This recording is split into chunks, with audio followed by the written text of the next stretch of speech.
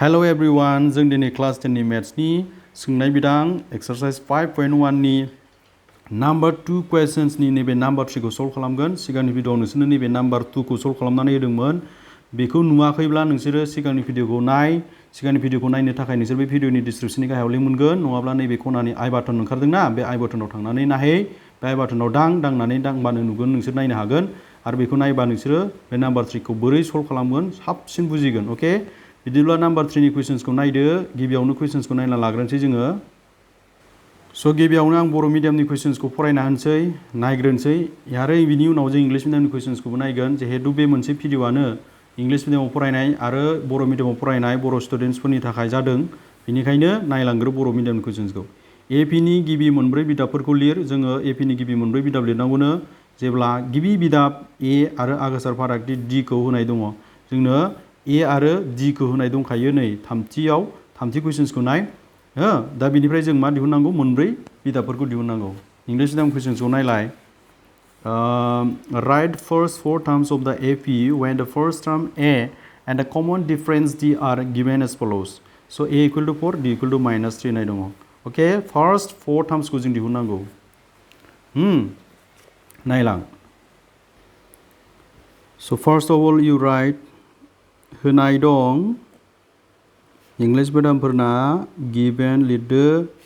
जोंनो ए खौ बेसे होनाय दं बेखौ लिरना लाग्रो। ए आ जोंहा होनाय दंमोन 4 आरो डि आ बेसे होनाय दंमोन जोंहा 10। बे मोननैखौ जोङो लिरना लाग्रोबाय। सरि, डि आ 10 नङा, -3। डि आ जोंहा -3।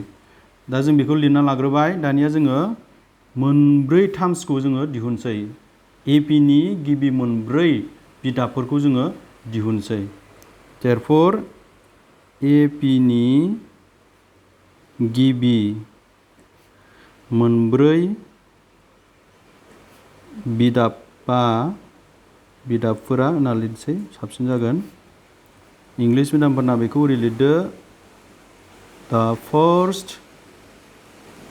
4 terms are, जेब्ला नोंसोरखौ एपिनि माने सानलुनि जौगाथिनि मोनब्रै बिदाबखौ लिरनो होयो। गिबि मोनब्रै बिदाब माने फार्स्टनि मोनब्रै बिदाब, सेथि, नैथि, थामथि, ब्रैथि।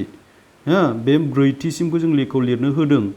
अब्ला जोङो मोनसे फर्मुला, आं सिगांनि भिडियोआवबो नोंसोरनो खोन्थाखादोंमोन, दिन्थिखादोंमोन। बे फर्मुलाखौ जों बाहायगोन। बे फर्मुलायानो जाबाय नै ए माने गिबि बिदाब, बिनि उनाव नैथि बिदाब बोरै दिहुनगोन ए प्लास डि, थामथि बिदाबखौ बोरै दिहुनगोन ए प्लास 2d, ब्रैथि बिदाबखौ बोरै दिहुनगोन ए प्लास 3d, बाथि बिदाबखौ ए प्लास 4d, द'थि बिदाबखौ ए प्लास 5d। बिदिनो जोङो थांबाय थागोन। बेयो ए प्लास 6d, ए प्लास 6dनि उनाव ए प्लास 7d, बिदि फैबाय थागोन। होमबा जोंहा एपिनि गिबि मोनब्रै बिदाब दिहुननांगौ माने जोंखौ बेखौ बे मोनब्रै खिनिखौल' दिहुननो होदों जोंखौ दे। होमबा जोङो ए प्लास डि बेखौ बाहायगोन दै। होमबा एपिनि गिबि मोनब्रै बिदाबा फार्स्टआव मा जायो? ए आ बेसे होनाय दंखायो? नै 4 होनाय दंखायो। ओंखायनो आं बेवहाय मा लिरनोसै? डाइरेक्ट 4। ओके, 4।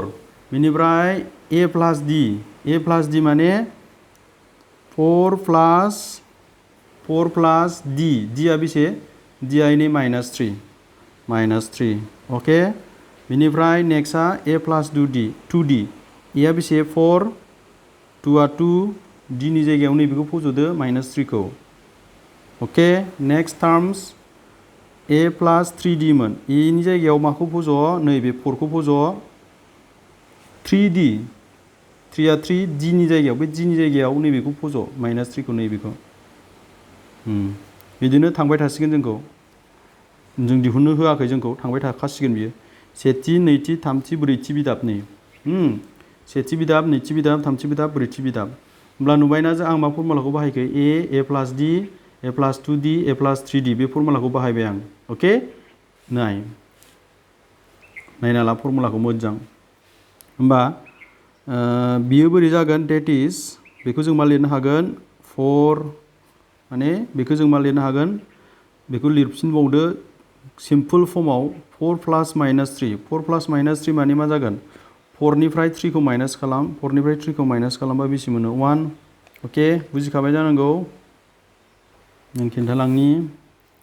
बेयो 4 मोन, प्लासजों माइनास जासिगोन। 4 निफ्राय 1 खौ माइनास खालामबा 1 नै।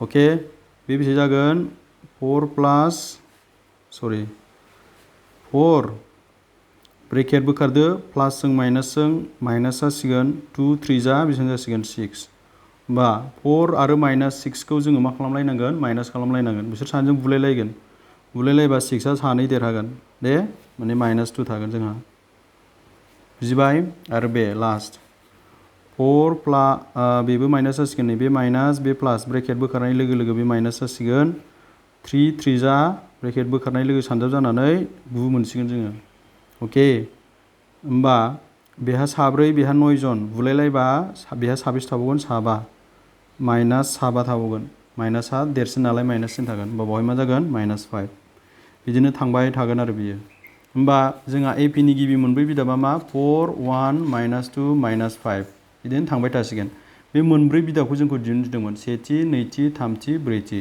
अके स' आं सानो बुजिबाय नोंसोरो जेबो गोरा गैया ओंखाम जानायाव बेदर जानायासो गोरासिन ओरैबायदि गोरलै स' फर्मुलाखौल' बाहायनो रोंबानो जेबो गोरा नङा आं सानो नोंसोर जथेस्थ' बुजिबाय नायनानै उननि भिडिअ'आव आं नोंसोरनो नैबे नाम्बार 4 खौ सल्भ खालामगोन नाम्बार 4 खौ सल्भ खालामनो थाखाय आंनि चेनेलखौ साबस्क्राइब खालामाखैबा चेनेलखौ साबस्क्राइब खालामनानै ला आरो नांगौ जानाय मानसिफोरनो लोगोफोरनोबो शेयार खालामनानै होनो दाबाव थेंक इउ